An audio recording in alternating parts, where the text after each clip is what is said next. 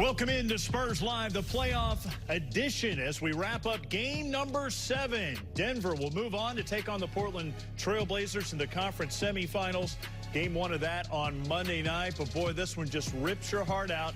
The Spurs were right there. We welcome you into the Fox Sports Southwest studios. Rick Renner, Matt Bonner. We got plenty of post-game reaction coming up. We'll hear from Gregg Popovich. We'll hear from the star players in this one. And, of course, Bill and Sean. But, boy, Matt, I look at this one, and this was one of the poorest shooting playoff games for the Spurs in history for several quarters. They were shooting 20%, yet they kept fighting. They were down by as many as 17 to cut it all the way to 2, and we had a chance. Well, that's the thing, Rick. They kept fighting. You talk about heart and character.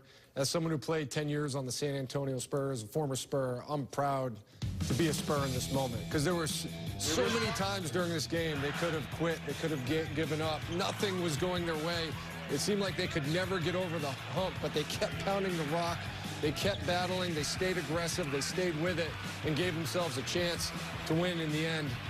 Just a tremendous effort all around, especially in that second half.